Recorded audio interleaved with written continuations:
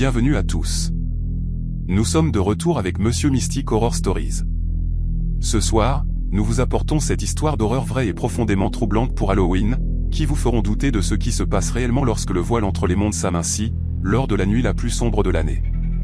Il ne s'agit pas de contes fabriqués ou de légendes urbaines, mais de récits vérifiés, tirés d'expériences réelles vécues par des individus qui ont connu une terreur authentique lors de nuits d'Halloween qu'ils n'oublieront jamais. Chaque histoire a été soigneusement documentée et corroborée par des témoignages, des rapports de police et des récits de première main. Des rencontres sinistres lors de fêtes costumées à des phénomènes inexplicables qui défient toute explication rationnelle, nous explorons ce qui se passe lorsque les célébrations d'Halloween se transforment en cauchemars qui persistent bien après la fin du mois d'octobre. Si vous recherchez un contenu d'horreur authentique, qui respecte la vérité tout en vous procurant des frissons, abonnez-vous à Buriephile et activez la cloche des notifications pour ne jamais manquer nos explorations hebdomadaires de l'horreur réelle.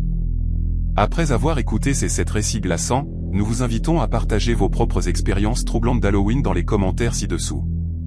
Nous savons que beaucoup d'entre vous ont des histoires qui méritent d'être entendues. Installez-vous donc, baissez les lumières et préparez-vous à découvrir les véritables horreurs qui se cachent derrière les masques d'Halloween. Aurora avait toujours adoré Halloween. Les décorations, les bonbons, l'excuse de se déguiser et de devenir quelqu'un d'autre pour une nuit, tout cela lui rappelait les souvenirs de son enfance, lorsqu'elle faisait du porte-à-porte pour récolter des friandises, et le frisson des peurs inoffensives. En cette nuit d'Halloween 2019, elle avait 24 ans et vivait dans un quartier résidentiel tranquille, en banlieue de Portland, dans l'Oregon. Son amie Jessica l'avait invitée à une fête costumée chez elle, et Aurora avait passé des semaines à préparer la tenue parfaite. Elle avait décidé de se déguiser en infirmière des années 1940, avec une blouse blanche, un brassard de la Croix-Rouge et un sac médical d'époque qu'elle avait trouvé dans une friperie. La fête devait commencer à 20h, et Aurora arriva élégamment en retard, à 20h30. La maison de Jessica était décorée de manière élaborée, de fausses toiles d'araignée, des citrouilles illuminées et une machine à brouillard qui créait une atmosphère inquiétante dans le jardin.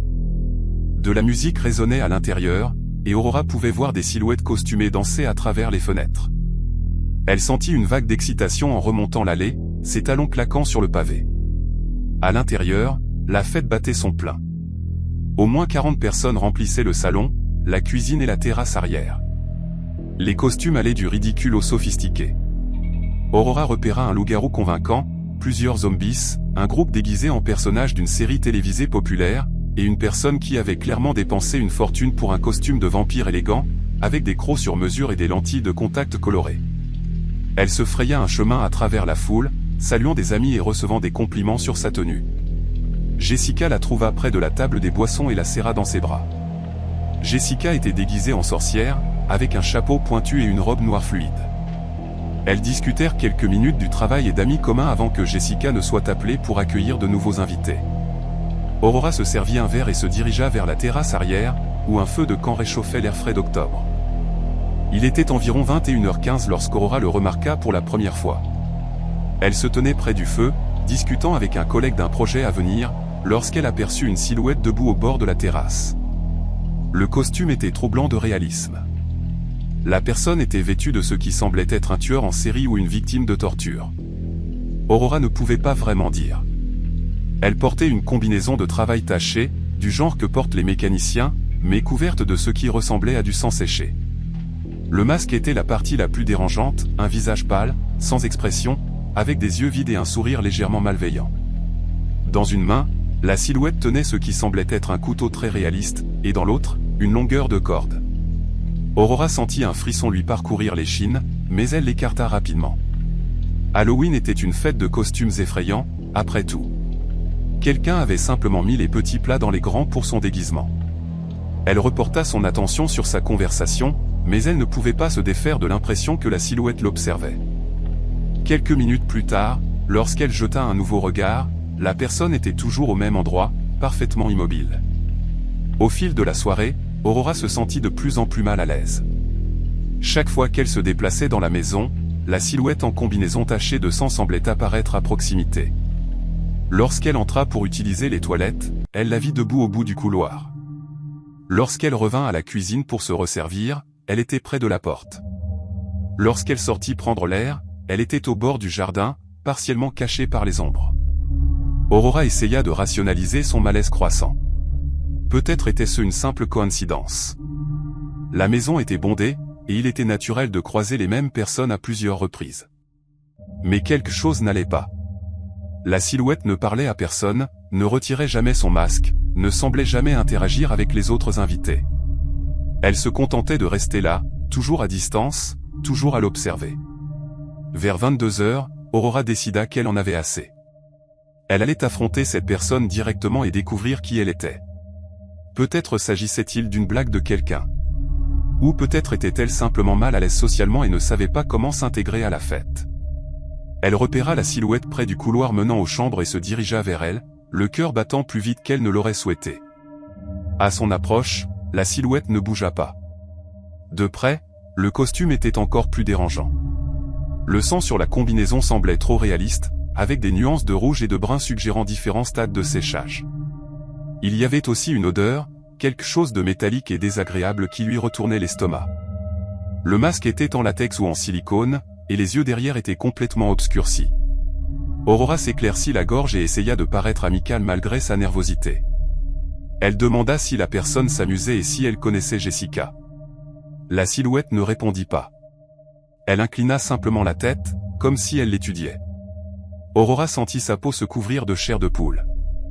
Elle demanda à nouveau, plus fermement cette fois, qui elle était et comment elle connaissait l'hôte. Toujours pas de réponse. Le silence s'étira pendant ce qui sembla une éternité, mais qui ne dura probablement que 10 ou 15 secondes. Puis, lentement, la silhouette leva la main, celle qui tenait le couteau, et pointa directement Aurora, pas quelque chose derrière elle ou à côté, mais elle, spécifiquement. Aurora sentit son souffle se bloquer dans sa gorge. Ce n'était plus drôle. Ce n'était plus une blague. Elle se retourna rapidement et se dirigea vers la zone principale de la fête, le cœur battant à tout rompre. Elle trouva Jessica près de la cuisine et la tira à l'écart, essayant de garder sa voix calme tout en expliquant qu'il y avait quelqu'un à la fête, vêtu d'un costume dérangeant, qui se comportait étrangement. Jessica sembla confuse et demanda à quoi ressemblait cette personne. Aurora décrivit la combinaison tachée de sang et le masque inexpressif. L'expression de Jessica passa de la confusion à l'inquiétude. Elle dit qu'elle ne connaissait personne qui soit venu avec ce costume. Elle avait accueilli les invités à la porte pendant la première heure de la fête et ne se souvenait pas avoir vu quelqu'un habillé ainsi. Aurora insista, affirmant que cette personne était là, qu'elle l'avait vue à plusieurs reprises au cours de la soirée. Jessica suggéra qu'elle la trouve ensemble et découvre qui elle était.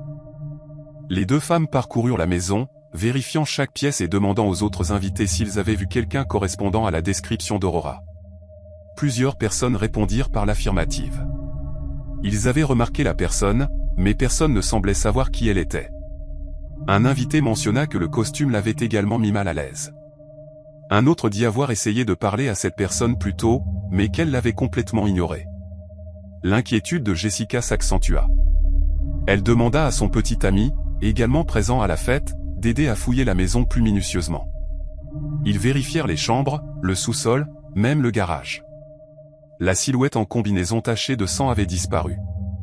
Aurora commença à se demander si elle avait imaginé toute cette histoire ou si la personne avait réussi à partir sans que personne ne la remarque. Il était près de 22h30 lorsqu'Aurora décida de partir. La joie de la soirée s'était envolée, et elle se sentait épuisée par l'anxiété des dernières heures. Elle dit au revoir à Jessica et promit d'envoyer un message une fois rentrée chez elle en sécurité. En marchant vers sa voiture, garée dans la rue à environ un demi-pâté de maison, elle essaya de chasser le sentiment d'inconfort qui l'avait saisie. La rue était calme, seulement quelques lumières de Porsche éclairant l'obscurité. La plupart des familles du quartier avaient terminé de faire du porte-à-porte des heures plus tôt, et la banlieue semblait presque déserte. Aurora atteignit sa voiture et fouilla dans ses clés, ses mains tremblant légèrement à cause du froid et de la peur résiduelle. C'est alors qu'elle aperçut un mouvement dans son champ de vision périphérique. Elle tourna brusquement la tête et sentit son sang se glacer. La silhouette en combinaison tachée de sang se tenait sur le trottoir, à environ 6 mètres de distance, parfaitement immobile, l'observant. Les mains d'Aurora tremblèrent tandis qu'elle parvenait enfin à déverrouiller la porte de sa voiture. Elle s'y engouffra et verrouilla immédiatement les portes, sa respiration devenant saccadée. La silhouette commença à marcher vers sa voiture, non pas en courant, mais avec des pas lents et délibérés. Aurora fouilla à nouveau dans ses clés, essayant de les insérer dans le contact. ses mains tremblaient si fort qu'elle les laissa tomber par terre. Elle se pencha frénétiquement pour les ramasser. Et lorsqu'elle se redressa, la silhouette se tenait directement à côté de sa vitre, côté conducteur. Aurora hurla. Elle pouvait voir le masque de près maintenant, presque collé contre la vitre. Les yeux vides semblaient la transpercer, et elle pouvait voir que le sang sur la combinaison n'était pas faux. Il était trop sombre par endroits, trop brillant par d'autres, avec une texture qu'aucun magasin de costumes ne pourrait reproduire. C'était du sang réel, du sang frais. Elle parvint enfin à insérer la clé dans le contact et démarra le moteur. La silhouette tendit la main et essaya la poignée de la porte, tirant dessus à plusieurs reprises. Aurora passa la voiture en marche avant et appuya sur l'accélérateur, les pneus crissant alors qu'elle s'éloignait du trottoir. Dans son rétroviseur, elle pouvait voir la silhouette debout au milieu de la rue, la regardant partir. Aurora se rendit directement au poste de police le plus proche, son corps entier tremblant. Elle parvint à peine à se ressaisir assez pour expliquer à l'agent de l'accueil ce qui s'était passé.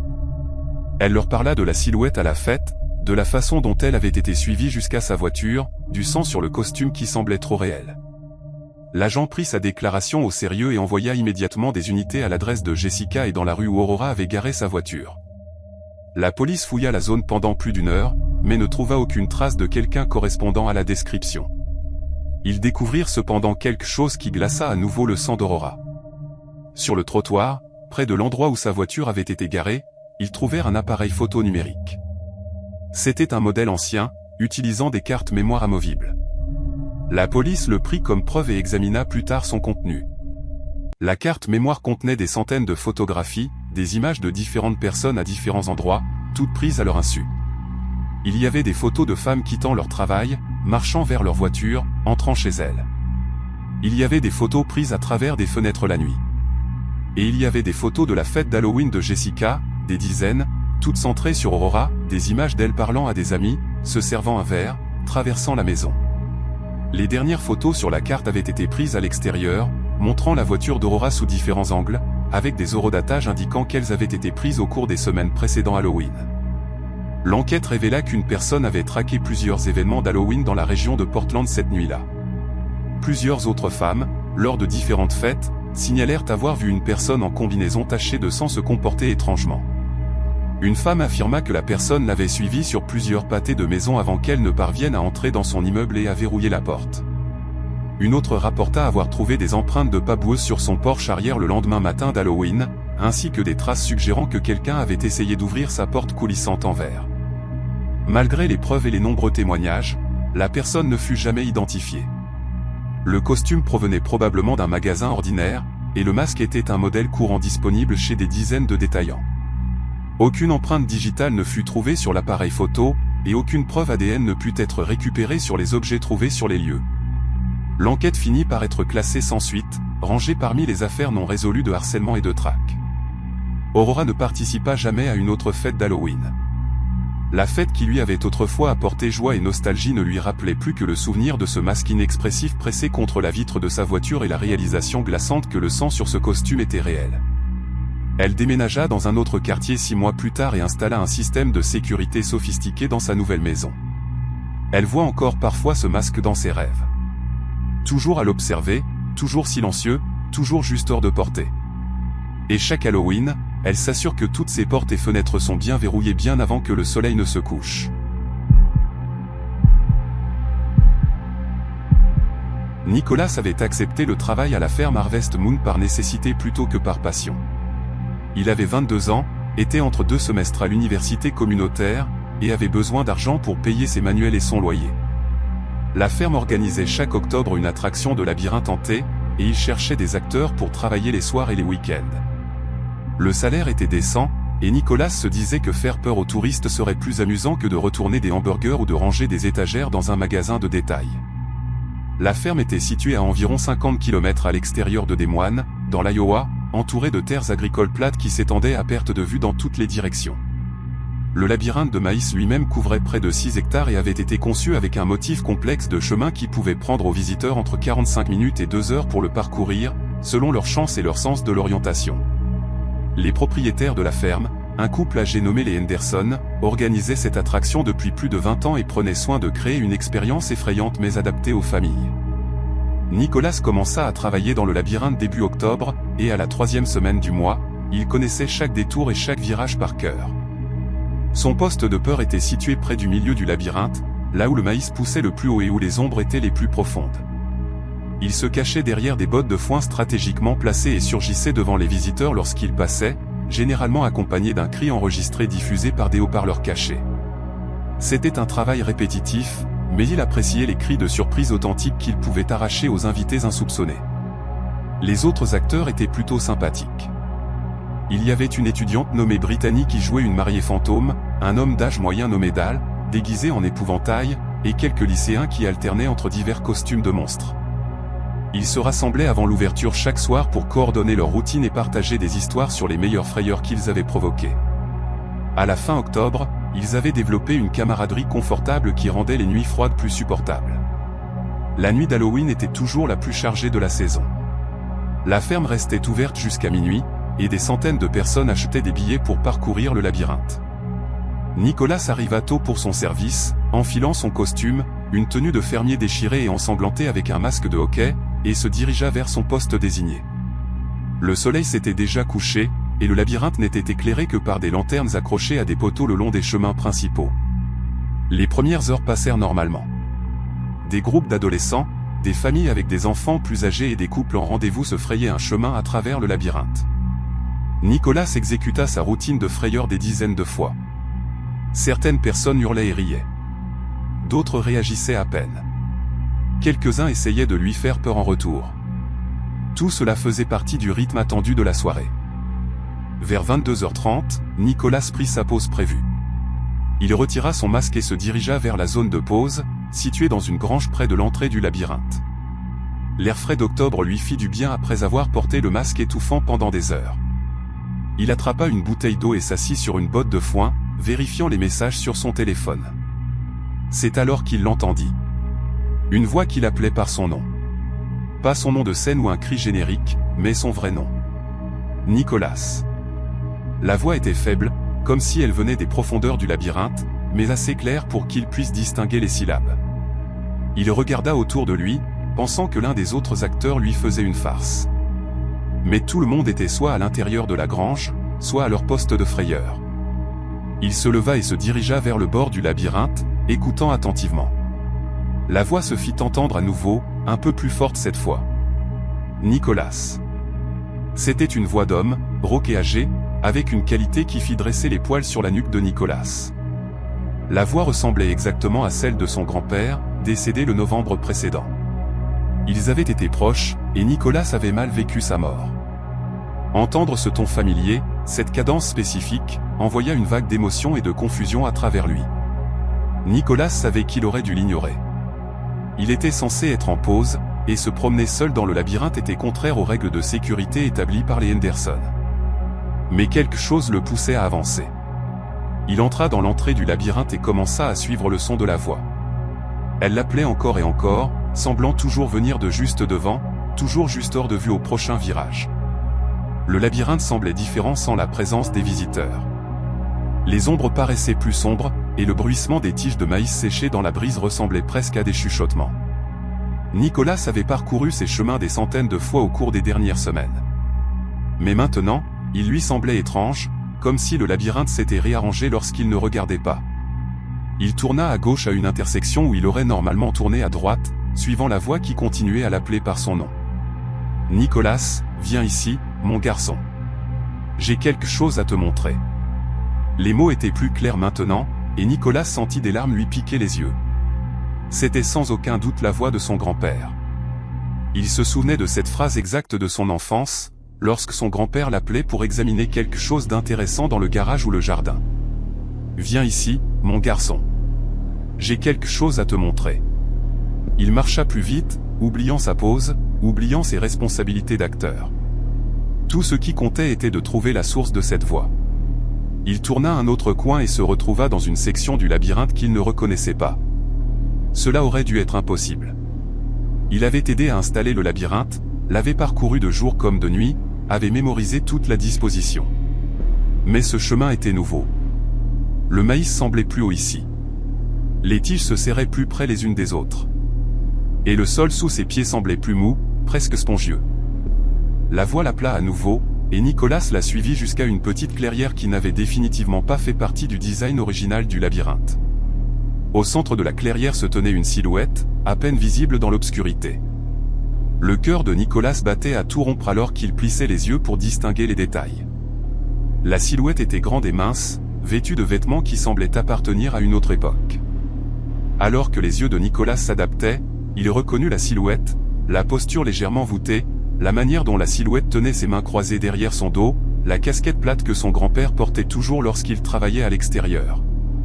Nicolas essaya de parler, mais sa voix se coinça dans sa gorge. La silhouette se tourna vers lui, et à la faible lumière de la lune qui filtrait à travers les tiges de maïs, Nicolas put voir le visage de son grand-père. Il était exactement comme il s'en souvenait, jusqu'aux rides profondes autour des yeux et à la barbe argentée sur le menton. Mais quelque chose n'allait pas. Les yeux étaient vides, des puits sombres qui ne reflétaient aucune lumière, et le sourire sur le visage était trop large, s'étirant au-delà de ce qui aurait dû être anatomiquement possible. La silhouette leva une main et pointa vers le sol au bord de la clairière. Nicolas suivit le geste et vit une zone de terre perturbée, comme si quelque chose avait été récemment enterré ou déterré. La silhouette fit un geste plus insistant, et Nicolas comprit. Il était censé creuser là. Il était censé trouver quelque chose. La terreur finit par briser le sortilège de chagrin et de confusion qui avait guidé les actions de Nicolas. Ce n'était pas son grand-père. C'était autre chose. Quelque chose qui utilisait l'apparence de son grand-père pour l'attirer dans cette section impossible du labyrinthe. Nicolas recula en trébuchant, sa respiration devenant saccadée. Le sourire de la silhouette s'élargit de manière impossible, et elle fit un pas vers lui. Nicolas se retourna et courut. Il se fraya un chemin à travers les tiges de maïs, ne se souciant plus de rester sur les sentiers. Des feuilles et des tiges séchées lui griffaient le visage et les mains. Il pouvait entendre un mouvement derrière lui, quelque chose de grand poussant à travers le maïs, gardant le rythme avec sa fuite désespérée. Il courut jusqu'à ce que ses poumons brûlent et que ses jambes menacent de céder, jusqu'à ce qu'il éclate enfin sur un chemin principal qu'il reconnut. D'autres acteurs et des visiteurs étaient là aussi, le regardant avec inquiétude et confusion. Brittany, l'actrice jouant la mariée fantôme, demanda s'il allait bien. Nicolas ne put répondre. Il se pencha en avant, les mains sur les genoux, essayant de reprendre son souffle et de calmer son cœur qui battait à tout rompre. Dal, l'épouvantail, s'approcha et posa une main sur son épaule, demandant ce qui s'était passé. Nicolas essaya d'expliquer, mais les mots sortirent de manière confuse et incohérente. Il parla d'avoir entendu la voix de son grand-père, de l'avoir suivi jusqu'à une clairière qui ne devrait pas exister, d'avoir vu une silhouette qui ressemblait à son grand-père mais qui n'était pas lui. Les autres acteurs échangèrent des regards inquiets. Dal suggéra à Nicolas de rentrer chez lui plus tôt, peut-être qu'il tombait malade ou qu'il avait trop travaillé. Nicolas voulait écarter ce qu'il avait vu comme de la fatigue ou de l'imagination, mais il ne pouvait chasser l'image de cette terre perturbée dans la clairière. Après la fin de son service à minuit, après que tous les visiteurs furent partis et que les autres acteurs furent rentrés chez eux, Nicolas s'approcha de M. Henderson et lui raconta son expérience. Il s'attendait à du scepticisme ou à un rejet, mais le vieux fermier l'écouta attentivement, puis hocha lentement la tête. M. Henderson dit qu'il vérifierait le labyrinthe le lendemain matin, à la lumière du jour. Nicolas rentra chez lui, mais dormit à peine, son esprit repassant les événements de la nuit encore et encore. À l'aube, il retourna à la ferme, arrivant juste au moment où M. Henderson se préparait à parcourir le labyrinthe avec une unité GPS portative montrant la disposition du labyrinthe. Ils commencèrent à l'entrée et suivirent le chemin que Nicolas avait pris la nuit précédente, Nicolas essayant de se souvenir de chaque tournant qu'il avait fait. Mais lorsqu'ils atteignirent la zone où ils pensaient que la clairière devait se trouver, il n'y avait rien d'inhabituel. Juste les chemins normaux du labyrinthe disposés exactement comme ils avaient été conçus. Aucune clairière, aucune terre perturbée, rien pour suggérer que quelque chose d'inhabituel s'était produit. Monsieur Henderson regarda Nicolas avec inquiétude et suggéra qu'il prenne quelques jours de congé.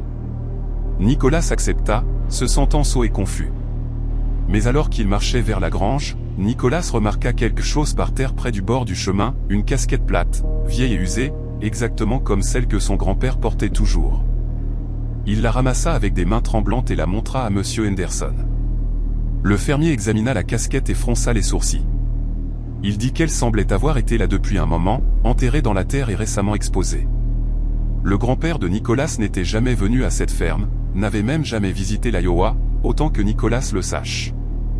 Il n'y avait aucune raison logique pour que sa casquette soit là. Nicholas insista pour qu'il creuse à cet endroit, et M. Henderson accepta à contre-cœur. Ils revinrent avec des pelles et commencèrent à excaver prudemment. À environ 60 cm de profondeur, ils trouvèrent une boîte en métal, vieille et rouillée, mais toujours intacte. M. Henderson utilisa des pinces coupantes pour briser le cadenas corrodé, et ils ouvrirent la boîte pour en découvrir le contenu, remarquablement bien préservé à l'intérieur d'une doublure imperméable. La boîte contenait des photographies, des lettres et des documents. Alors que Nicholas les parcourait, ses mains se mirent à trembler.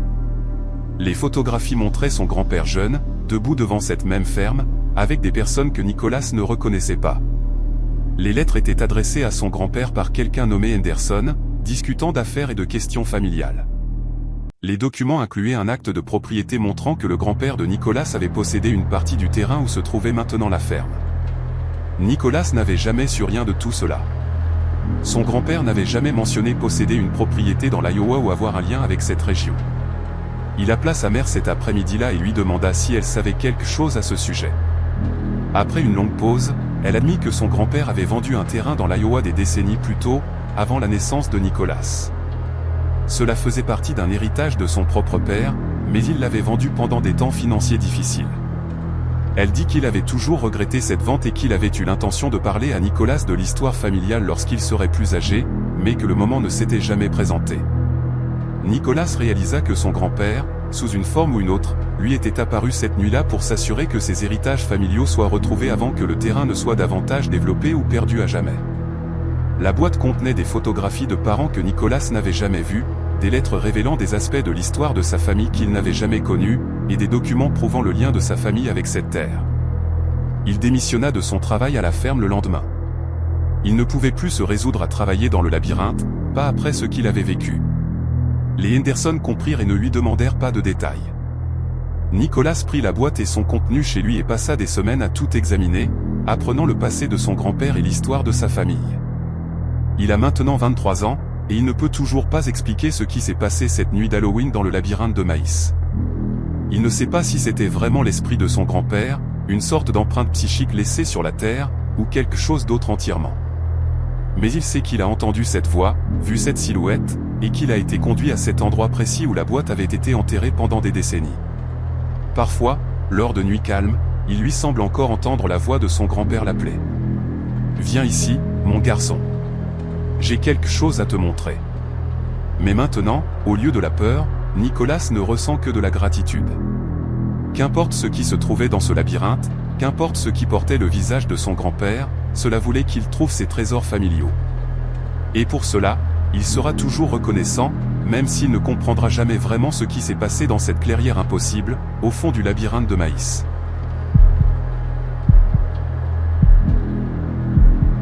Ellie avait épousé son mari Marcus en juin 2015, et en octobre, ils venaient tout juste de s'installer dans leur première maison ensemble. C'était une modeste maison de 2 étages dans un quartier tranquille de Springfield, dans le Massachusetts.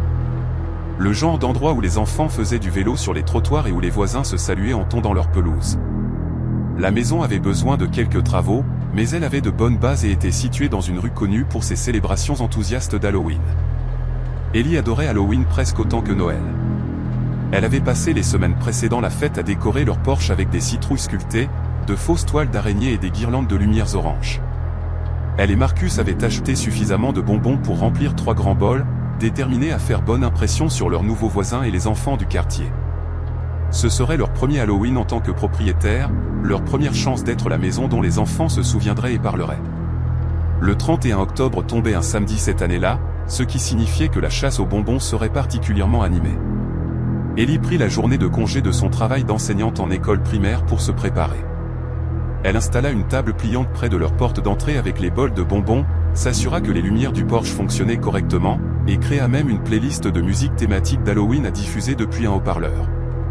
Marcus rentra du travail à 17h30, et à 18h, ils étaient prêts pour la première vague de chasseurs de bonbons. La soirée commença parfaitement. Les familles avec de jeunes enfants commencèrent à arriver peu après 18h, et Ellie se délectait de voir les costumes créatifs. Il y avait des princesses et des super-héros, des dinosaures et des pirates. Un tout petit particulièrement adorable déguisé en citrouille.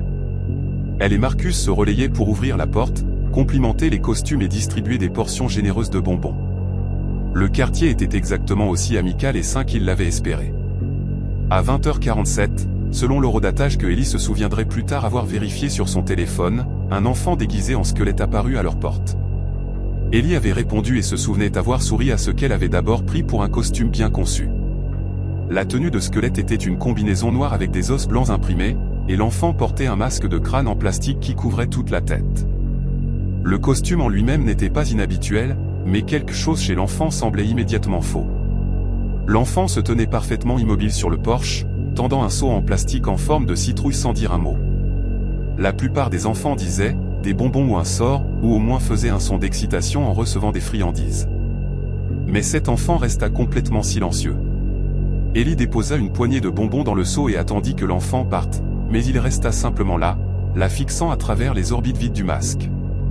Ellie demanda si l'enfant avait besoin de plus de bonbons ou s'il était perdu, mais il n'y eut aucune réponse. L'enfant se retourna simplement avec une précision mécanique et descendit les marches du porche, disparaissant dans l'obscurité de la rue. Ellie sentit un étrange frisson la parcourir, mais elle le chassa et revint vers Marcus, mentionnant qu'il y avait eu un enfant bizarre en costume de squelette qui n'avait rien dit. À 21h15, la sonnette retentit à nouveau. Ellie était dans la cuisine en train de remplir l'un des bols de bonbons, donc Marcus répondit à la porte. Un moment plus tard, il l'appela avec une note de confusion dans la voix. Lorsqu'Ellie arriva à la porte, elle vit le même enfant en costume de squelette debout sur le porche, tendant le même seau en plastique en forme de citrouille. Marcus dit que l'enfant n'avait pas prononcé un mot, s'était simplement tenu là, attendant des bonbons. Ellie sentit son malaise revenir. Elle demanda à l'enfant s'il était déjà venu chez eux plus tôt, mais à nouveau, il n'y eut aucune réponse. Juste cette posture silencieuse et immobile, et les yeux vides du masque de crâne qui les fixait. Marcus déposa des bonbons dans le seau. Et une fois de plus, l'enfant se retourna avec cette même précision mécanique et s'éloigna dans l'obscurité. Ellie et Marcus se regardèrent avec des expressions similaires d'inconfort. Marcus suggéra que peut-être l'enfant vivait à proximité et faisait plusieurs tours dans différentes maisons, mais Ellie fit remarquer que l'enfant était revenu à leur maison spécifique moins de 30 minutes plus tard. Cela semblait inhabituellement rapide, même pour un chasseur de bonbons enthousiaste. À 21h42, la sonnette retentit une troisième fois. Ellie vérifia par le Judas avant d'ouvrir la porte et son estomac se serra lorsqu'elle vit le costume de squelette. Elle ouvrit la porte lentement et là se tenait l'enfant dans exactement la même position, tendant le même seau en plastique. Le costume semblait identique. Aucune saleté, aucune déchirure, aucun signe d'avoir marché dans le quartier pendant des heures. Même le seau en plastique semblait impeccable, comme si les bonbons qu'ils avaient donnés 2 fois auparavant avaient disparu. Cette fois, Ellie parla plus fermement, demandant qui était l'enfant et où étaient ses parents. Elle dit qu'ils avaient déjà donné des bonbons 2 fois et que ce n'était pas approprié de continuer à revenir. L'enfant ne répondit pas, ne bougea pas, ne montra aucun signe d'avoir entendu. Après un long silence inconfortable, Ellie plaça un seul bonbon dans le seau, espérant que cela satisferait ce drôle de jeu. L'enfant se retourna et s'éloigna, et Ellie ferma et verrouilla rapidement la porte. Marcus suggéra qu'ils éteignent la lumière du porche et arrêtent de répondre à la porte pour la nuit. Il était tard de toute façon, et le flux de chasseurs de bonbons s'était réduit à un filet. Ellie accepta, se sentant vraiment mal à l'aise maintenant. Il y avait quelque chose de profondément faux chez cet enfant silencieux et ses visites répétées. Elle et Marcus rangèrent les bols de bonbons et s'installèrent sur le canapé pour regarder un film, essayant de chasser l'étrange ambiance que la rencontre avait créée. À 22h11, la sonnette retentit à nouveau. Aucun des deux ne bougea pour répondre. Ils restèrent assis sur le canapé, se regardant dans la lumière tamisée de la télévision. La sonnette retentit une deuxième fois, puis une troisième. Puis ils entendirent des coups, lents et délibérés. Ellie chuchota qu'ils devraient simplement les ignorer, que la personne finirait par abandonner et partir. Mais les coups continuèrent, devenant légèrement plus forts à chaque répétition. Marcus se leva et alla à la fenêtre, écartant prudemment le rideau pour regarder dehors. Il pâlit et fit signe à Ellie de venir voir. Elle le rejoignit à la fenêtre et sentit son souffle se bloquer dans sa gorge. L'enfant en costume de squelette était debout sur leur porche, mais cette fois, l'enfant ne faisait pas face à la porte. L'enfant faisait face directement vers la fenêtre, vers eux, comme s'il savait exactement où il se tenait. Et l'enfant était complètement immobile, les bras pendant le long du corps, le masque de crâne pointé directement vers eux. Ellie attrapa son téléphone et suggéra d'appeler la police, mais Marcus dit qu'il irait dehors et affronterait celui qui faisait cela. Ce devait être un adolescent jouant un canular élaboré, insista-t-il. Aucun enfant réel ne se comporterait ainsi. Ellie le supplia de ne pas sortir, mais Marcus était déterminé. Il déverrouilla la porte d'entrée et sortit sur le porche. L'enfant avait disparu. Marcus regarda autour de lui, vérifiant le porche, la pelouse et la rue. Il n'y avait aucun signe de qui que ce soit. Le quartier était calme et sombre, la plupart des maisons ayant éteint leur lumière de porche pour la nuit. Marcus revint à l'intérieur, l'air confus et légèrement embarrassé. Peut-être qu'ils avaient tous les deux imaginé des choses, suggéra-t-il. Peut-être que le stress de la nouvelle maison et du travail les faisait voir des motifs là où il n'y en avait pas. À 23h32, Ellie se réveilla d'un sommeil léger sur le canapé. Elle s'était endormie pendant le film et Marcus ronflait doucement à côté d'elle. Elle était sur le point de le réveiller et de suggérer qu'ils aillent se coucher à l'étage lorsqu'elle entendit un son qui lui glaça le sang. Un bruit de tapotement venant de la direction de leur chambre au 2e étage. Ellie se redressa lentement, son cœur commençant à battre plus vite. Le tapotement se fit entendre à nouveau, un rythme délibéré contre le verre. Quelqu'un tapotait sur leur fenêtre de chambre, au 2e étage. Elle secouait Marcus pour le réveiller et chuchota ce qu'elle entendait. Ils restèrent tous les deux figés sur le canapé, écoutant le tapotement continuer. Marcus attrapa une lampe torche dans le tiroir de la cuisine et ils montèrent ensemble les escaliers, s'accrochant l'un à l'autre. Le tapotement devint plus fort à mesure qu'ils approchaient de leur chambre. Marcus poussa lentement la porte et alluma la lumière du plafond. La pièce était vide, mais le tapotement continuait. Il venait de la fenêtre qui donnait sur leur jardin. Marcus traversa la pièce et écarta le rideau d'un geste rapide. Ellie hurla. L'enfant en costume de squelette était là, suspendu d'une manière ou d'une autre à leur fenêtre du 2e étage, pressé contre la vitre. Le masque de crâne était incliné à un angle, les orbites vides semblant les fixer directement depuis leur chambre. Une petite main était levée, tapotant contre la fenêtre avec un rythme lent et méthodique. Marcus hurla et recula en trébuchant.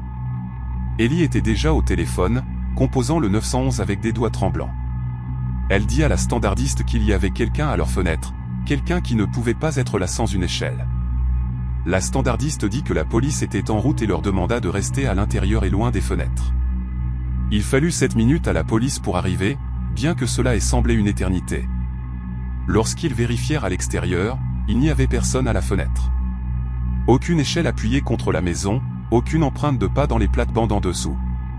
La police fouilla le jardin et les environs de manière approfondie, mais ne trouva aucune preuve qu'une personne avait été là. Un des officiers suggéra qu'ils vérifient les caméras de sécurité de leurs voisins. Et au cours des jours suivants, Ellie et Marcus firent exactement cela. Ce qu'ils découvrirent ne fit qu'approfondir le mystère. Plusieurs voisins avaient des caméras de sonnette et des systèmes de sécurité, et les images montraient l'enfant en costume de squelette apparaissant à différentes maisons dans le quartier cette nuit-là. Mais les horodatages n'avaient aucun sens logique.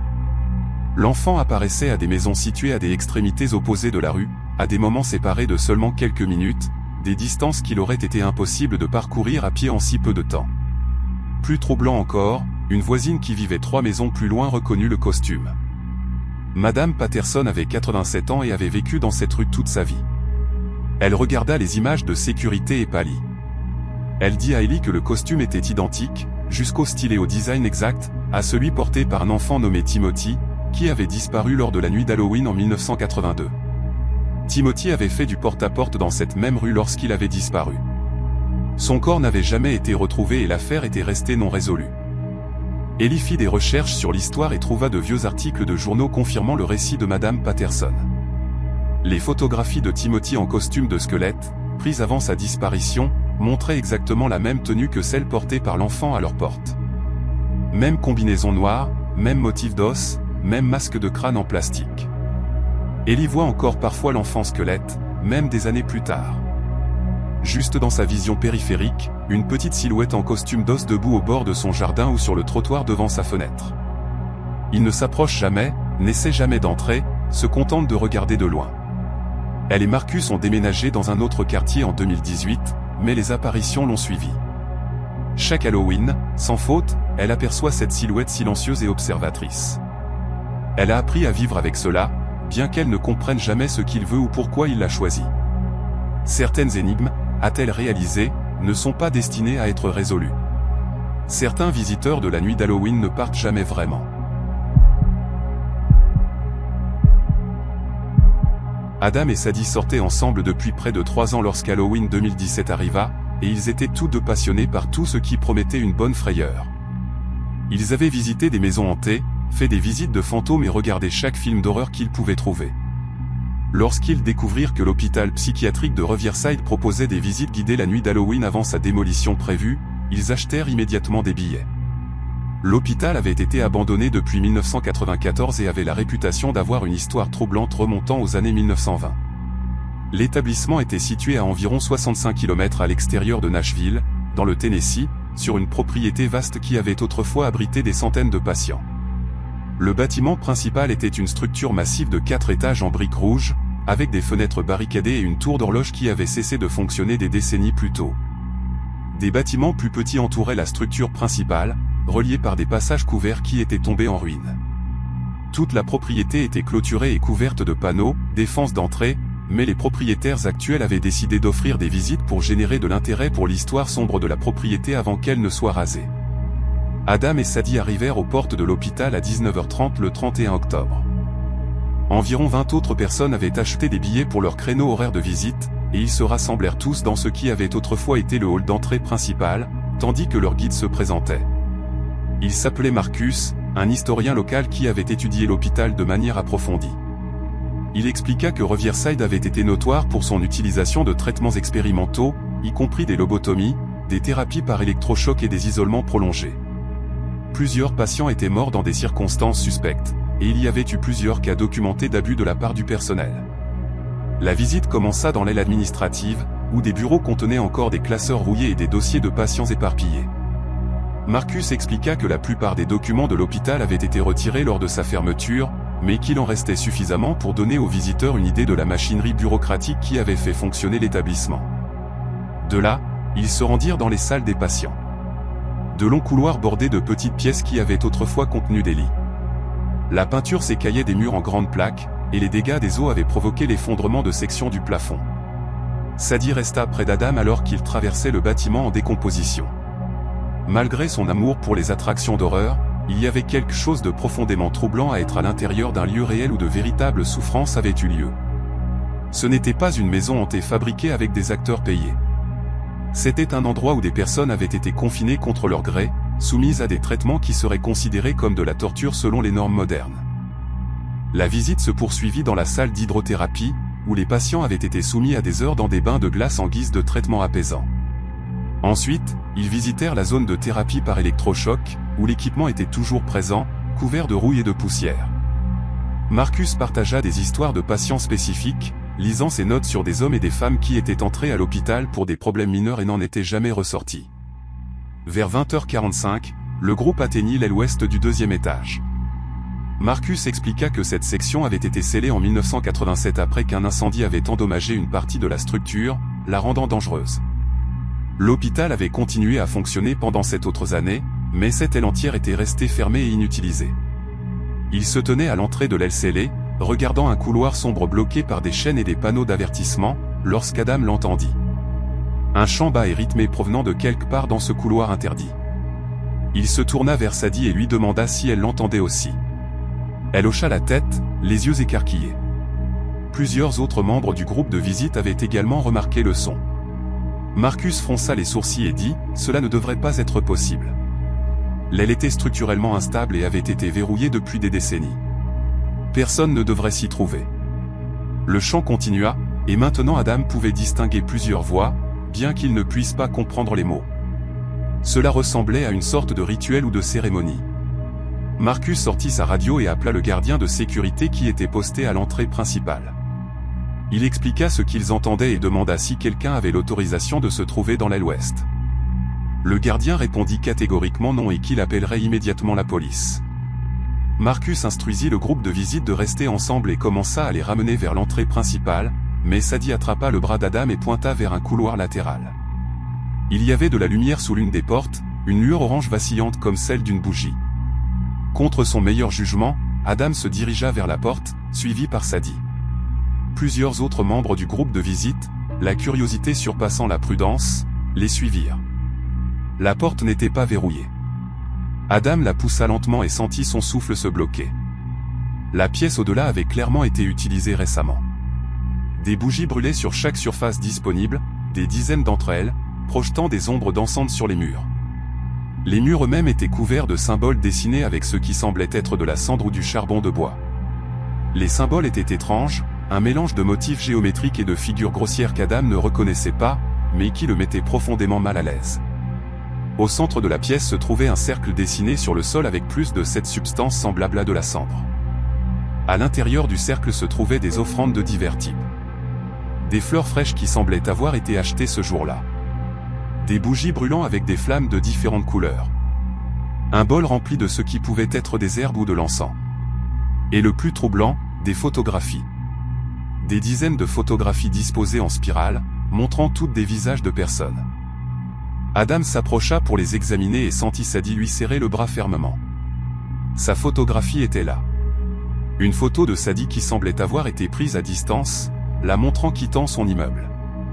Les mains d'Adam commencèrent à trembler alors qu'il regardait les autres photographies. Il reconnut plusieurs autres membres de leur groupe de visite. Il y avait aussi des photographies de personnes qu'il ne reconnaissait pas, mais elles semblaient toutes récentes, prises au cours des derniers mois, à en juger par les vêtements et les décors. Marcus les avait suivis dans la pièce et se tenait maintenant figé dans l'embrasure de la porte. Il sortit son téléphone et commença à prendre des photos de tout, son visage pâle à la lueur des bougies.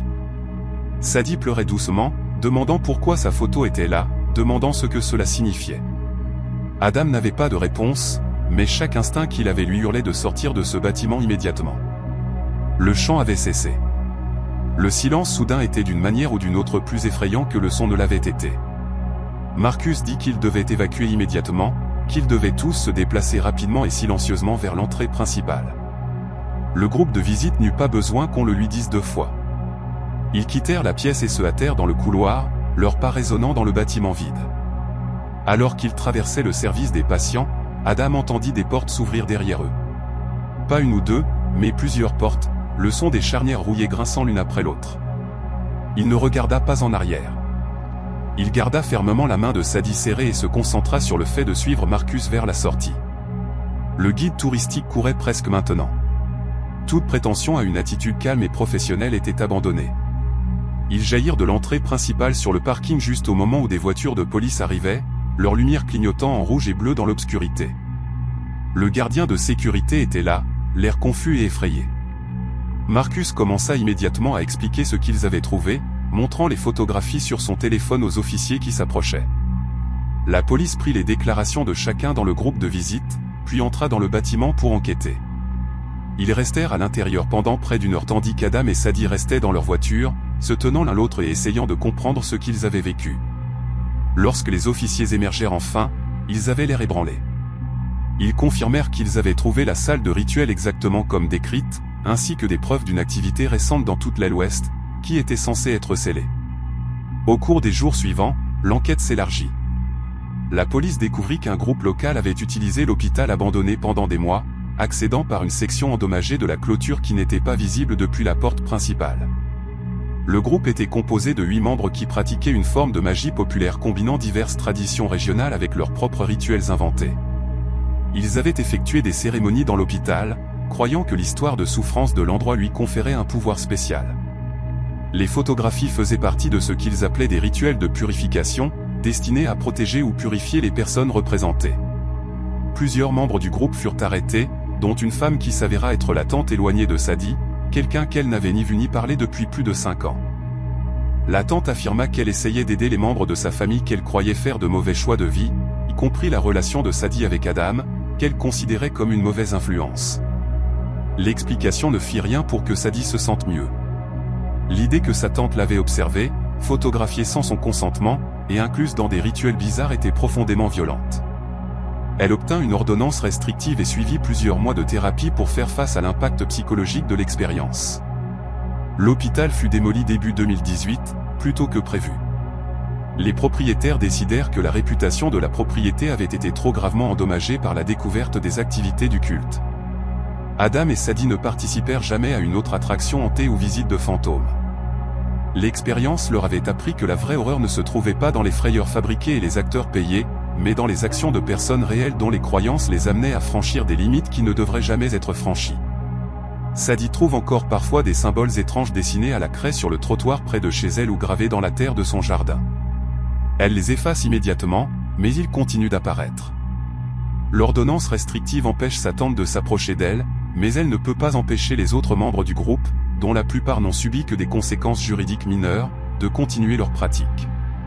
Elle a déménagé 2 fois depuis 2017, et chaque fois, les symboles finissent par réapparaître.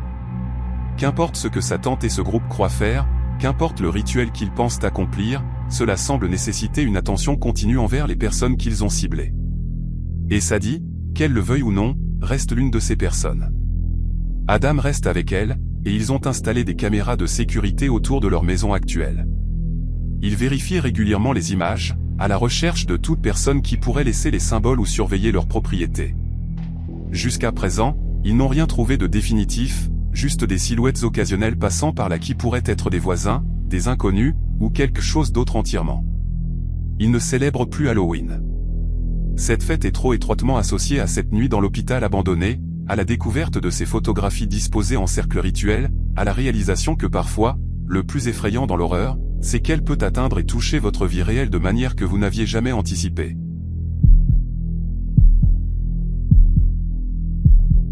Gavin n'avait jamais été un fan d'Halloween.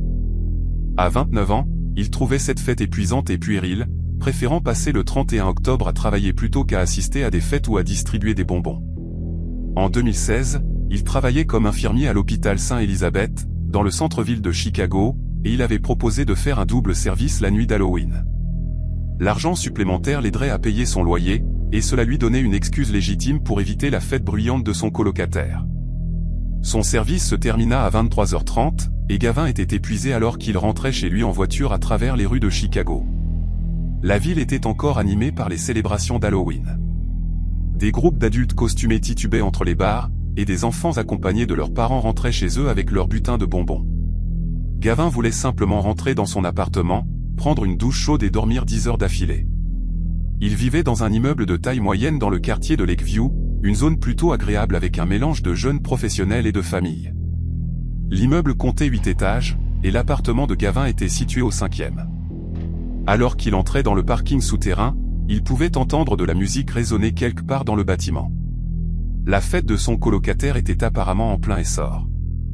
Gavin prit l'ascenseur, appuyant sur le bouton du 5e étage tout en s'adossant au mur et en fermant brièvement les yeux. L'ascenseur sonna et les portes s'ouvrirent. Il marcha dans le couloir familier, passant devant la plante décorative que sa voisine, Madame Chen, avait placée près de l'entrée de la cage d'escalier, devant l'appartement où vivaient les étudiants qui laissaient toujours leurs chaussures dans le couloir. Tout semblait normal et familier. Il atteignit la porte de son appartement et sortit ses clés, les manipulant maladroitement dans la faible lumière du couloir. La clé entra dans la serrure, mais lorsqu'il la tourna, rien ne se passa. La porte était déjà déverrouillée. Gavin fronça les sourcils. Son colocataire Derek était généralement prudent pour verrouiller la porte, surtout pendant les fêtes. Peut-être que quelqu'un était sorti pour une cigarette et avait oublié de la verrouiller en partant. Gavin poussa la porte et entra. L'appartement était sombre et silencieux. La musique qu'il avait entendue dans le parking devait provenir d'un autre étage. Il tâtonna le long du mur à la recherche de l'interrupteur. Et c'est alors qu'il remarqua que quelque chose n'allait pas. Les meubles n'étaient pas à leur place. Le canapé qui aurait dû être directement devant lui avait disparu, remplacé par ce qui semblait être une table à manger dans la faible lumière du couloir. Sa main trouva l'interrupteur et il alluma la lumière. Gavin resta figé dans l'embrasure de la porte, son cerveau fatigué luttant pour comprendre ce qu'il voyait. Ce n'était pas son appartement. La disposition était identique, même couloir d'entrée, même espace de vie ouvert, même cuisine à gauche, mais tout le reste était différent. Des meubles différents, des décorations différentes sur les murs, une palette de couleurs différentes. L'appartement était décoré dans des tons terreux et avait une esthétique plus féminine que le désordre de célibataire qu'il partageait avec Derek. Gavin fit un pas en arrière, réalisant qu'il devait être descendu de l'ascenseur au mauvais étage, mais cela n'avait aucun sens. Il avait appuyé sur le bouton du 5e. Il était passé devant les repères familiers dans le couloir. Cela devait être le 5e étage, à moins qu'il n'ait appuyé sur le 4 par erreur sans s'en rendre compte. Avant qu'il ne puisse sortir de l'appartement et vérifier le numéro de l'étage, il entendit des voix. Elles provenaient de la chambre, située à l'autre extrémité de l'appartement. Un homme et une femme, et ils se disputaient. La voix de la femme était aiguë et effrayée, suppliante. La voix de l'homme était en colère, agressive, s'intensifiant à chaque échange. Les instincts d'infirmier de Gavin se réveillèrent. Quelqu'un pouvait être blessé. Quelqu'un pouvait avoir besoin d'aide. Mais son bon sens lui hurlait de partir immédiatement, de quitter cet appartement qui n'était pas le sien et d'appeler la sécurité.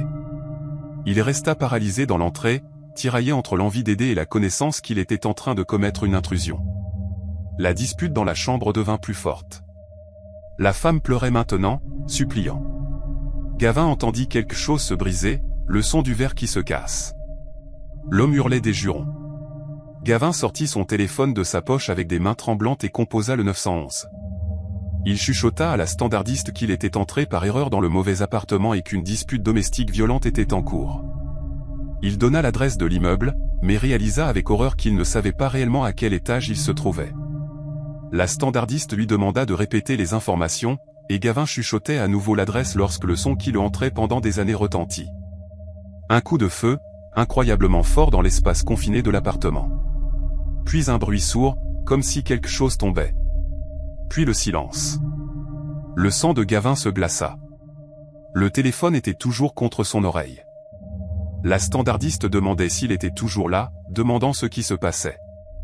Mais il ne pouvait pas faire sortir les mots de sa bouche. Il fixait le couloir vers la chambre, où il pouvait maintenant voir une bande de lumière sous la porte. Une ombre bougea à travers cette bande de lumière, et Gavin réalisa que l'homme sortait de la chambre. L'instinct de survie prit le dessus. Gavin regarda autour de lui frénétiquement, cherchant un endroit où se cacher. Le placard à manteau de l'appartement était juste à côté de lui, sa porte légèrement entr'ouverte. Il s'y glissa et ferma la porte aussi silencieusement que possible, son cœur battant si fort qu'il était certain qu'on pouvait l'entendre dans tout l'appartement. La voix de la standardiste provenait toujours de son téléphone, posant des questions, et il pressa le téléphone contre sa poitrine pour étouffer le son. À travers la fente de la porte du placard, Gavin pouvait voir l'homme émerger du couloir. Il était grand, peut-être 1,80 mètres, avec une carrure imposante et portait un jean et un débardeur blanc. Ses mains tremblaient et il tenait un pistolet le long de son corps. Le visage de l'homme était déformé par un mélange de rage et de panique. Il traversa la pièce de vie, et Gavin retint son souffle, pressé contre les manteaux et les vestes accrochés dans le placard. L'homme alla à la porte d'entrée, que Gavin avait laissée grande ouverte dans sa panique. Il regarda dehors dans le couloir, à gauche et à droite. Puis il ferma la porte et la verrouilla. Il resta là un moment, pressant son front contre la porte, ses épaules soulevées comme s'il pleurait ou hyperventilait. Puis il se retourna et se dirigea à nouveau vers la chambre. Gavin attendit dans le placard, comptant les secondes, ses poumons brûlants de retenir son souffle. Il pouvait entendre la petite voix de la standardiste provenant toujours de son téléphone, et il le ramena lentement à son oreille. Il chuchota qu'il y avait eu un coup de feu, que quelqu'un était blessé ou mort, que le tireur était toujours dans l'appartement et qu'il se cachait dans un placard. La standardiste lui dit de rester en ligne, que la police était déjà en route, qu'il devait rester caché et silencieux. Les minutes s'écoulèrent lentement. Gavin pouvait entendre des mouvements dans l'appartement. Le son des tiroirs qui s'ouvraient et se fermaient. Les pas de l'homme allant et venant. À un moment donné, l'homme passa devant le placard si près que Gavin aurait pu tendre la main et le toucher à travers la porte. Il ferma les yeux et pria pour que l'homme ne vérifie pas le placard. Après ce qui sembla des heures, mais était probablement plus proche de 8 ou 9 minutes, Gavin entendit le plus beau son qu'il ait jamais entendu. Des sirènes, plusieurs sirènes, devenant de plus en plus fortes alors qu'elles approchaient du bâtiment. Il les entendit s'arrêter brusquement, indiquant que les véhicules d'urgence étaient arrivés. L'homme dans l'appartement jura, et il y eut d'autres bruits de choc, des objets étant jetés. Puis vinrent les sons de pas lourds dans le couloir à l'extérieur et des voix autoritaires hurlant « Police, ouvrez la porte !» L'homme dans l'appartement hurlait en retour, ces mots incohérents. Gavin se pressa plus loin dans le placard, terrifié à l'idée que la situation allait devenir encore plus dangereuse. Il y eut un grand bruit lorsque la porte fut enfoncée. Puis le son de plusieurs officiers se précipitant à l'intérieur, hurlant des ordres. Lâchez l'arme. À terre. Les mains où je peux les voir. Gavin entendit l'homme hurler quelque chose en retour. Puis d'autres bruits de lutte. Après plusieurs secondes tendues, il entendit un officier crier que le suspect était en garde à vue. Ce n'est qu'alors que Gavin poussa la porte du placard. Il en sortit en trébuchant, les mains levées, s'identifiant aux officiers, qui pointèrent immédiatement leurs armes sur lui jusqu'à ce qu'il vérifie qu'il était la personne qui avait appelé le 911. Un officier l'escorte rapidement hors de l'appartement et dans le couloir, où Gavin regarda enfin le numéro sur la porte. 413. Il était au 4e étage, pas au 5e. Il était descendu de l'ascenseur un étage trop tôt et avait marché jusqu'à l'appartement directement en dessous du sien. D'autres officiers passaient devant lui en se précipitant dans l'appartement, et il entendit l'un d'eux appeler les secours. La femme qui avait été abattue était encore en vie. Il apprit plus tard que la balle l'avait touchée à l'épaule et qu'elle avait perdu connaissance à cause du choc et de la perte de sang, mais qu'elle avait survécu. Si Gavin n'était pas entré par erreur dans le mauvais appartement, s'il n'avait pas appelé le 911 quand il l'avait fait, elle aurait probablement saigné à mort pendant que son petit ami fuyait les lieux. Le petit ami fut inculpé de tentative de meurtre et de plusieurs autres crimes.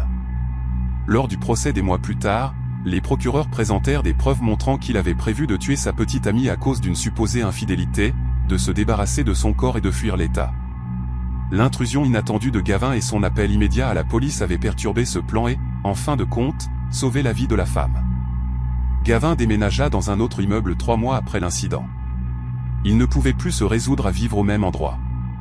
Sachant qu'un étage en dessous de son appartement, quelqu'un avait failli être assassiné alors qu'il rentrait chez lui. Il installa 3 serrures différentes sur la porte de son nouvel appartement et développa une habitude obsessionnelle de vérifier et revérifier qu'il était au bon étage chaque fois qu'il utilisait un ascenseur. Il a maintenant 32 ans et a changé de carrière, ne travaillant plus comme infirmier. Le traumatisme de cette nuit d'Halloween, combiné au stress de témoigner au procès et à la réalisation de la proximité avec laquelle il avait frôlé la mort, avait conduit à un épuisement et une anxiété qui lui rendaient impossible de continuer dans le domaine médical. Il travaille maintenant dans la facturation médicale, un emploi qui ne nécessite aucun contact direct avec les patients et ne comporte aucun risque de tomber accidentellement dans des situations de vie ou de mort. Il fait encore des cauchemars sur le fait de se cacher dans ce placard, de voir l'ombre d'un homme avec une arme se déplacer dans l'appartement, d'entendre ce coup de feu unique résonner dans des pièces qui n'étaient pas les siennes. Et chaque fois qu'il approche de la porte de son appartement, il s'arrête et vérifie 2 fois le numéro, s'assurant absolument qu'il est au bon endroit. Parce qu'il a appris qu'une simple erreur, être au mauvais étage au mauvais moment, peut tout changer. Parfois, être au mauvais endroit sauve une vie, et parfois, cela faillit vous coûter la vôtre.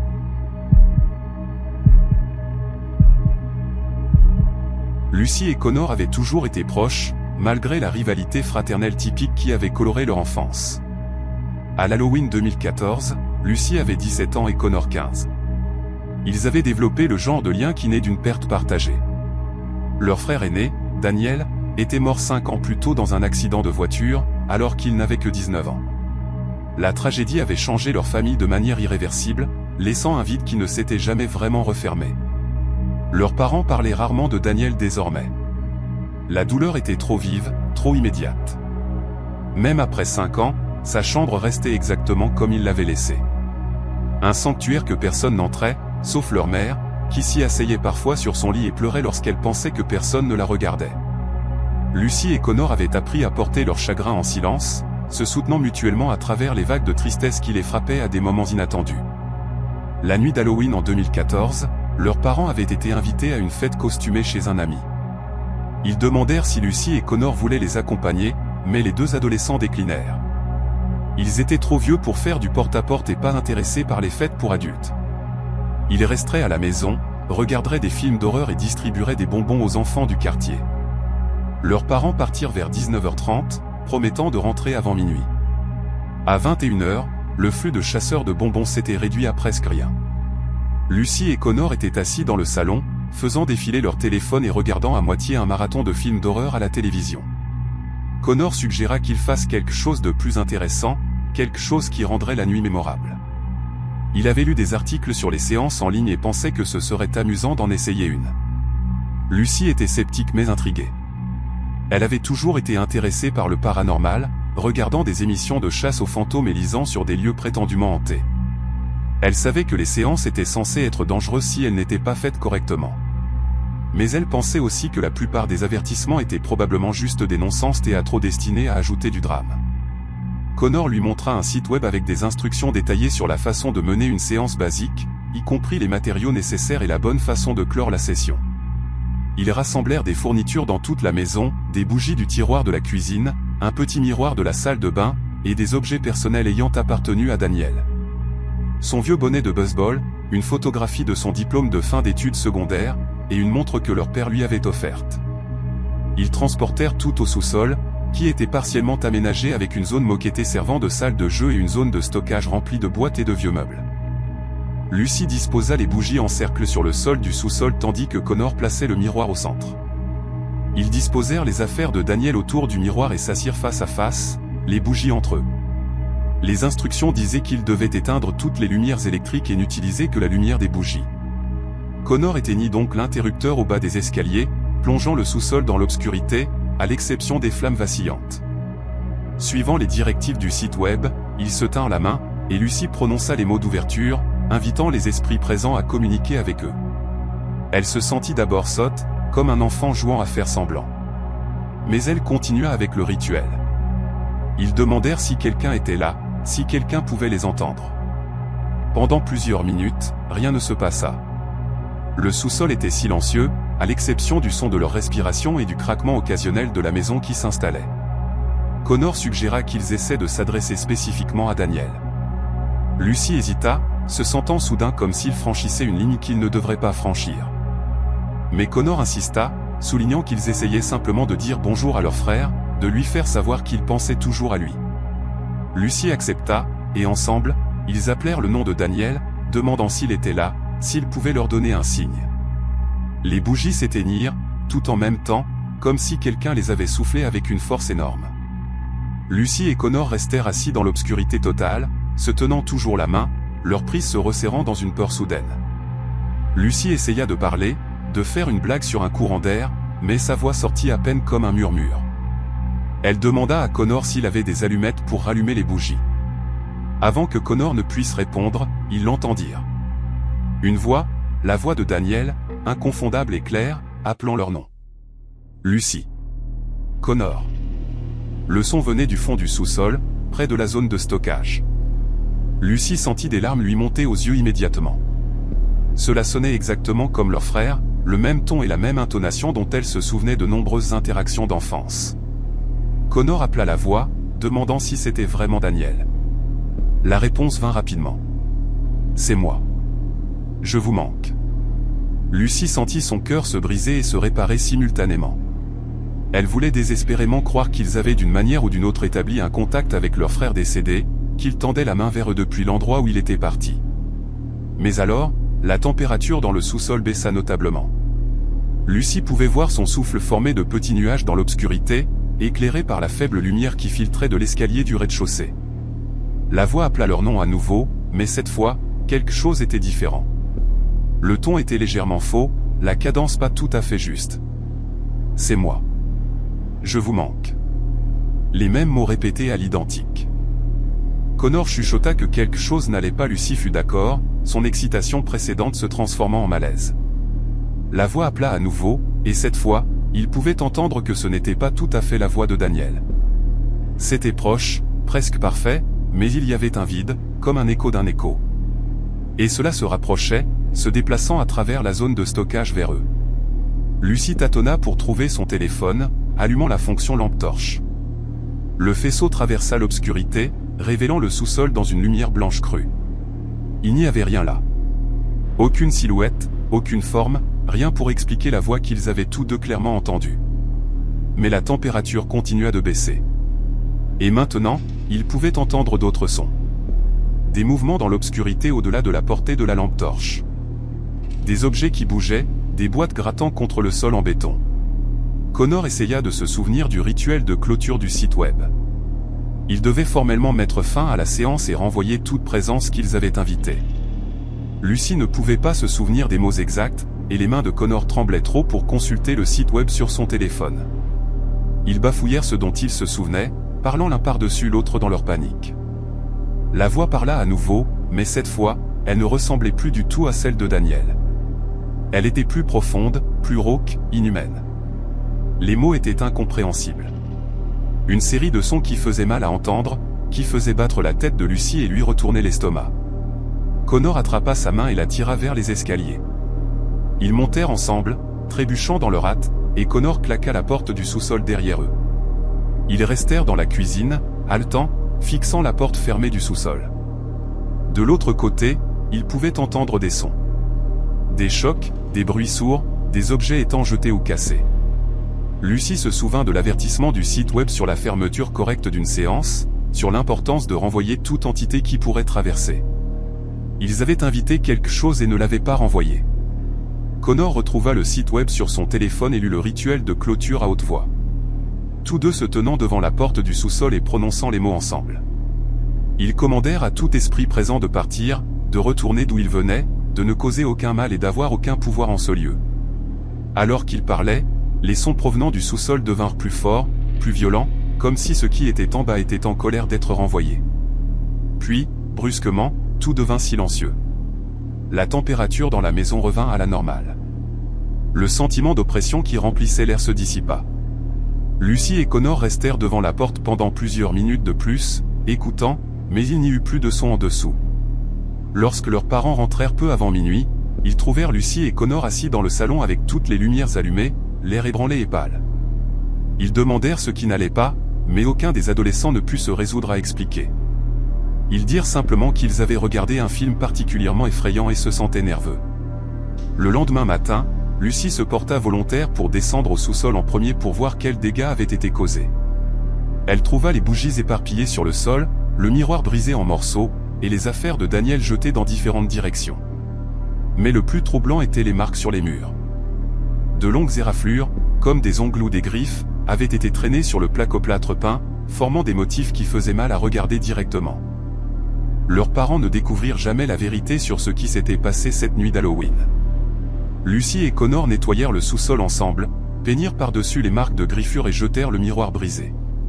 Ils racontèrent à leurs parents une histoire sur avoir renversé des boîtes en cherchant des décorations d'Halloween et avoir accidentellement cassé un vieux miroir. Connor a maintenant 20 ans et refuse toujours de parler de cette nuit. Il évite toute discussion sur Daniel, coupant court à toute conversation qui pourrait mener à des souvenirs de leur frère aîné. Lucie soupçonne qu'il a peur que parler de cela puisse d'une manière ou d'une autre inviter cette présence à revenir dans leur vie. Lucie a maintenant 22 ans et a développé un intérêt obsessionnel pour la protection paranormale. Son appartement est rempli de symboles religieux de diverses traditions, de lignes de sel à chaque seuil, et de clous en fer cachés au-dessus des portes. Elle a lu des dizaines de livres sur la protection spirituelle et les rituels de purification. Elle sait que ses amis pensent qu'elle est devenue étrange et superstitieuse, mais elle s'en moque, car Lucie voit encore les ombres. Parfois, dans sa vision périphérique, elle aperçoit une silhouette qui ressemble à son frère. Mais lorsqu'elle se retourne pour regarder directement, il n'y a rien là. Juste un espace vide où quelque chose se tenait un moment plus tôt. La silhouette ne s'approche jamais, n'essaie jamais d'interagir, se contente de regarder depuis les coins et les embrasures de porte. Elle a essayé des rituels de purification, des bénédictions et des prières. Mais rien ne fait disparaître l'ombre de manière permanente. Elle revient toujours à regarder, toujours portant le visage de son frère mort. Et au fond d'elle-même, Lucie sait qu'elle ne s'arrêtera jamais. Elle et Connor ont ouvert une porte cette nuit d'Halloween, et même s'ils l'ont refermée, quelque chose était déjà passé. Quelque chose qui attendait une invitation, une chance de traverser, deux frères et sœurs en deuil, assez fous pour appeler dans l'obscurité et s'attendre à ce que seul l'amour réponde.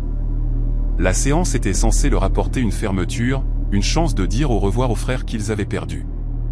Au lieu de cela, elle leur a apporté quelque chose d'autre entièrement. Quelque chose qui prétend être Daniel lorsque les lumières s'éteignent. Quelque chose qui appelle leur nom dans une voix qui est presque juste, mais jamais tout à fait parfaite. Et cette chose est toujours là, toujours à regarder, toujours à attendre une autre chance d'être invité à revenir.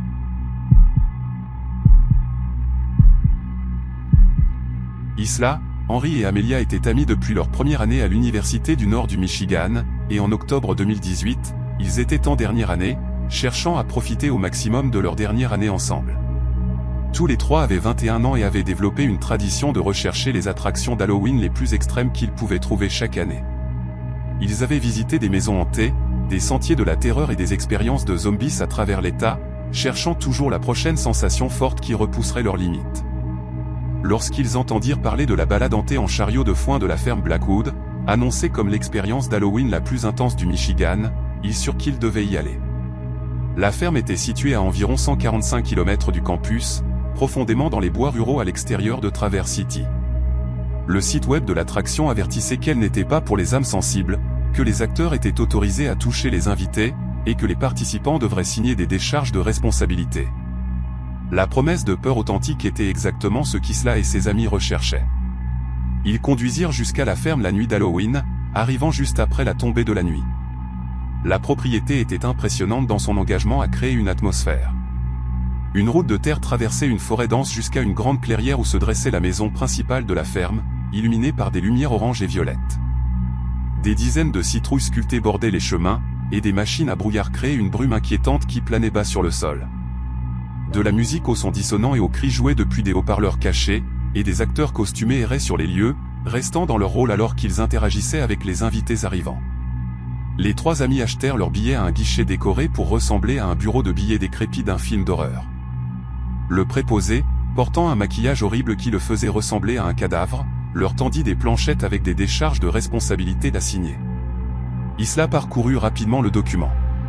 C'était un langage standard de responsabilité concernant l'assumption du risque de blessure, reconnaissant que les acteurs pouvaient les toucher ou utiliser des accessoires à proximité immédiate, et acceptant de ne pas toucher ou frapper les acteurs, même s'ils étaient effrayés. Elle signa sans hésitation, tout comme Henry et Amelia. Ils furent assignés à la balade en chariot de 21h30 et rejoignirent un groupe d'environ 15 autres personnes attendant près de la zone d'embarquement. Le chariot lui-même était un plateau de remorque ancien rempli de bottes de foin arrangées en siège, tiré par un tracteur antique restauré. Le conducteur portait un masque en toile de jute et ne parlait pas alors que les invités montaient à bord. Isla s'assit entre Henry et Amelia sur une botte de foin près du milieu du chariot, sentant son excitation grandir alors que le moteur du tracteur rugissait. La balade en chariot commença en les emmenant plus profondément dans les bois entourant la ferme. Le sentier était étroit, avec des arbres pressés de chaque côté. Toutes les quelques minutes, le chariot s'arrêtait et des acteurs costumés émergeaient de l'obscurité, hurlant et se jetant sur les invités. Il y avait des zombies sortant de tombes peu profondes, des maniaques armés de tronçonneuses qui faisaient vrombir leurs tronçonneuses modifiées sans chaîne, et des créatures portant des masques et des costumes élaborés. Environ 20 minutes après le début de la balade, ils entrèrent dans une clairière qui avait été aménagée en scène de chambre de torture. Il y avait des accessoires dispersés, une guillotine factice, des racks en bois censés ressembler à des instruments de torture médiévaux, et des cages suspendues qui oscillaient dans la brise. Plusieurs acteurs déguisés en bourreaux et tortionnaires étaient postés dans la zone, jouant leur rôle avec un engagement total pour le thème macabre. Alors que le chariot ralentissait pour s'arrêter, un des acteurs s'approcha du côté d'Isla. Il portait un tablier en cuir taché de sang et une cagoule qui obscurcissait son visage. Il pointa directement Isla et lui fit signe de venir avec lui. Cela faisait apparemment partie du spectacle, tirer les invités du chariot pour participer à des scènes mises en scène. Isla hésita seulement un instant avant de se lever, déterminé à jouer le jeu et à vivre pleinement l'expérience. L'acteur prit sa main et l'aida à descendre du chariot, la conduisant vers l'une des zones de torture factice. Henry et Amelia lancèrent des encouragements, riant du spectacle. Les autres invités sur le chariot regardaient avec intérêt, certains filmant avec leur téléphone. Isla se laissa positionner près d'un des racks en bois, s'attendant à ce que l'acteur exécute une routine répétée pendant que le chariot regardait. Mais alors que la prise de l'acteur se resserrait autour de son poignet, Isla sentit la première véritable pointe d'alarme. Il la tenait trop fort, ses doigts s'enfonçant dans sa peau d'une manière qui faisait mal. Elle essaya de reculer légèrement, mais sa prise ne fit que se renforcer. Il se pencha près de son oreille et chuchota quelque chose qui lui glaça le sang. Les mots ne faisaient pas partie d'une performance scénarisée. C'étaient de véritables menaces, crues et troublantes, prononcées sur un ton qui portait une réelle malveillance. Isla essaya de rire, pensant peut-être qu'il s'agissait simplement d'un acteur très engagé dans son rôle. Mais lorsqu'elle regarda dans ses yeux à travers les trous de sa cagoule, elle vit quelque chose qui n'avait pas sa place dans une attraction hantée. Il y avait une véritable malice, une fin prédateur qui n'avait rien à voir avec le divertissement. Elle tira plus fort contre sa prise et appela ses amis, essayant de garder sa voix légère, mais laissant transparaître une partie de sa peur authentique. Henri remarqua le premier que quelque chose n'allait pas. Il se leva sur le chariot, appelant Isla et demandant si elle allait bien. L'acteur tenant Isla répondit en la tirant plus fort. Il sortit quelque chose de sa poche. Une attache plastique, du genre utilisé pour attacher des câbles ou entraver des mains. Il la fixa autour de son poignet avec une efficacité pratiquée. Et c'est alors qu'Isla paniqua vraiment. Elle hurla, non pas le cri théâtral de quelqu'un qui apprécie une attraction hantée, mais un véritable appel à l'aide. Elle essaya d'arracher son bras, mais l'acteur était plus fort qu'elle et avait déjà fixé une extrémité de l'attache plastique. Henri sauta du chariot sans hésiter, Amélia juste derrière lui. D'autres invités commencèrent à réaliser que quelque chose n'allait vraiment pas, que cela ne faisait pas partie du spectacle. Henri plaqua l'acteur sur le côté, et les deux hommes tombèrent dans un enchevêtrement de membres. Amélia se précipita vers Isla, essayant de l'aider à enlever l'attache plastique de son poignet. Les autres acteurs qui jouaient dans la scène restèrent figés, clairement confus sur ce qui se passait. Le conducteur du chariot réagit enfin, sortant une radio et appelant la sécurité. En quelques secondes, la clairière descendit dans le chaos. L'acteur que Henri avait plaqué se défendait violemment, frappant et griffant. D'autres membres du personnel de la balade en chariot accoururent de différentes directions, essayant d'évaluer la situation. Certains d'entre eux s'avancèrent pour maîtriser l'acteur qui avait saisi Isla, tandis que d'autres vérifiaient Henri, qui avait une lèvre ensanglantée et des égratignures sur le visage. Isla tremblait violemment, son poignet marqué d'impressions rouges profondes là où l'acteur l'avait saisi. Amélia gardait son bras autour des épaules d'Isla, lui parlant sur un ton apaisant tout en hurlant simultanément au personnel de la ferme, exigeant de savoir quel genre d'opération il dirigeait. Le personnel de sécurité arriva rapidement, deux grands hommes portant des gilets réfléchissants et équipés de lampes torchées et de radios. Il fallut plusieurs minutes pour comprendre ce qui s'était passé. Le gérant de la ferme arriva, une femme dans la cinquantaine qui avait l'air sincèrement horrifiée en examinant la tache plastique encore partiellement fixée au poignet d'Isla. Elle demanda à l'équipe de sécurité d'identifier l'homme. Et c'est alors que la vérité profondément troublante éclata. Aucun des employés réels de la ferme ne reconnut l'homme. Il n'était pas sur leur liste de personnel. Il ne portait pas l'un de leurs costumes officiels. C'était quelqu'un qui s'était infiltré dans l'attraction et se faisait passer pour un acteur. La police fut appelée immédiatement. En attendant leur arrivée, le personnel de la ferme fouilla l'homme et trouva des objets qui firent frissonner de peur et de dégoût tous ceux présents. Il avait de la corde dans ses poches, ainsi que du ruban adhésif, un couteau et plusieurs autres attaches plastiques. Il transportait tout ce dont il aurait eu besoin pour kidnapper quelqu'un, caché parmi des accessoires et des costumes qui rendraient de tels objets semblables à des éléments du spectacle. Isla fut emmenée à l'hôpital par précaution. Elle avait des ecchymoses au poignet et quelques égratignures là où elle s'était débattue, mais les blessures physiques étaient mineures comparées à l'impact psychologique. Henri reçut des soins pour sa lèvre fendue et les égratignures sur son visage. Amélia resta avec eux deux, annulant leurs activités prévues pour la nuit d'Halloween et s'asseyant plutôt dans la salle d'attente des urgences pendant qu'ils faisaient des déclarations à la police.